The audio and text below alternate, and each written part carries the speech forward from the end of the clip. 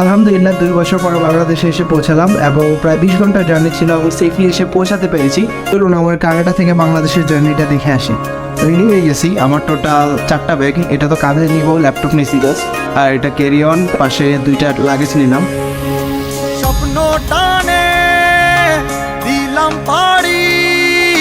এয়ারপোর্টে চলে আসছি।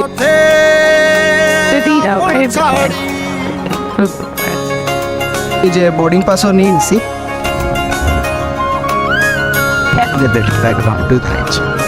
সো ওদের ফ্লাইট চলে আসছে, এখন বসে আছি। যখন গেট ওপেন হবে দেন তারপর ভিতরে যাবো আমরা।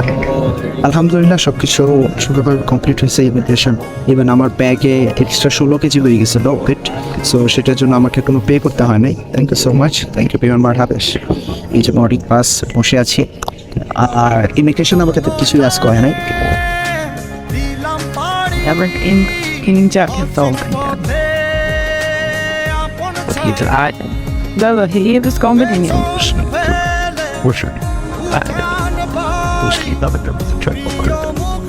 আমার সিট 34A এবং সিটে এসে বসলাম। টরন্টো থেকে যথাসময়ে আমার ফ্লাইটটা ছেড়ে দিল। আমি ফার্স্টে ভেবেছিলাম হয়তো লেট হবে, কারণ এর আগে কয়েকটা বিমান বাংলাদেশের ফ্লাইট ডিলে হয়েছিল, বাট আমারটা যথাসময়ে ছেড়ে দিল। এটা ডিপার্চার করার সময়। আর বসে বসে ভাবছিলাম যে আর কতক্ষণ বাংলাদেশে যেতে, প্রায় 2 বছর পরে যাচ্ছি। এক্সাইটমেন্টটাও অনেক। আমাদেরকে টোটাল 4বার খাবার দেওয়া হয়েছিল এবং প্রত্যেকবার খাবারের পরে চা অথবা কফি সার্ভ করা হয়েছিল।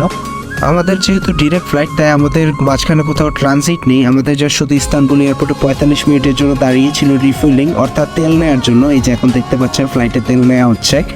এই 45 মিনিট সময়ের মধ্যে আমাদের ফ্লাইটটা সম্পূর্ণভাবে ক্লিন করা হয়, অর্থাৎ ফ্লাইটের যত ধরনের ময়লা আবর্জনা আছে, ওয়াশরুম ইত্যাদি সব কিছুই ক্লিন করা হয়। তারপর ইস্তানবুল এয়ারপোর্ট থেকে আমরা টেক অফ করলাম। আলহামদুলিল্লাহ সেফলি বাংলাদেশে ল্যান্ড করলাম। এখন তাড়াতাড়ি করে ইমিগ্রেশনের দিকে যাচ্ছি, কারণ ইমিগ্রেশন কাউন্টারে সবসময় একটা লম্বা লাইন থাকে।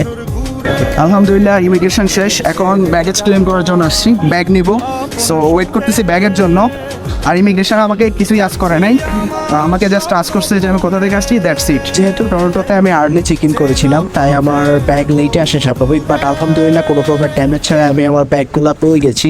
এখন বেরিয়ে যাচ্ছি। বেরোতেই দেখি যে সবাই আমার জন্য ওয়েট করতেছে বাইরে। এটা হচ্ছে আমার ছোট বোন চিনা এবং দিনা, পাশে আমার আব্বু। এয়ারপোর্ট থেকে বেরিয়ে যাওয়ার সময় আমার ছোট বোন দিনা এই ভিডিওটা করছে। ঢাকায় বাসার উদ্দেশ্যে রওনা করলাম। বনশ্রীতে আমার বাসা। যারা আমার সাথে দেখা করতে চান আমাকে আমার ফেসবুক পেজে মেসেজ করতে পারেন। আমি এর আগে যতগুলো সারপ্রাইজ ব্লগ দেখেছি, আই মিন কানাডা থেকে বাংলাদেশ অথবা ইউএস জার্মানি থেকে বাংলাদেশে আসছে পরিবারকে সারপ্রাইজ দেওয়ার জন্য, সবাই ব্লগে শেষে ধরেন বন্ধু বান্ধবদের সাথে আড্ডা দিচ্ছে অথবা কোনো কিছু খাচ্ছে, স্ট্রিট ফুড। সো এই ধরনের ফুটেজগুলো অ্যাড করে দিত। সো এগুলো দেখে না আমরা যারা বাইরে থাকতাম তখন কাইন্ড অফ লাইক আমাদের হোম সিক ফিল হতো, যে আমি যদি এখন বাংলাদেশে থাকতাম, বন্ধুদের সাথে আড্ডা দিতাম, হয়তো একসাথে পরিবারের সবাই মিলে বুঝকে খেতে বেরোতাম, ঘুরতে বেরোতাম, অথবা কোনো একটা অকেশন সবাই মিলে সেলিব্রেট করতাম ইত্যাদি। সো এই জিনিসটা কাইন্ড অফ লাইক আমাদেরকে কিছুটা হলেও কষ্ট দেয়। আমি জানি যে আপনারা যারা বাইরে থাকবেন তারা আমার এই ভিডিওটা দেখবেন, দেখে ওরাও কাইন্ড অফ কষ্ট পাবেন যেটা আমি পাইতাম। সো সেজন্য হচ্ছে আমি আমার এই ব্লগে এই ধরনের কোনো ফুটেজ অ্যাড করব না। আশা করি ভিডিওটা ভালো লাগছে। যদি ভিডিওটা ভালো লাগে অবশ্যই ভিডিওতে লাইক দিবেন, চ্যানেলটা সাবস্ক্রাইব করবেন এবং দেখা হবে নতুন কোনো ভিডিওতে। আল্লাহ হাফেজ।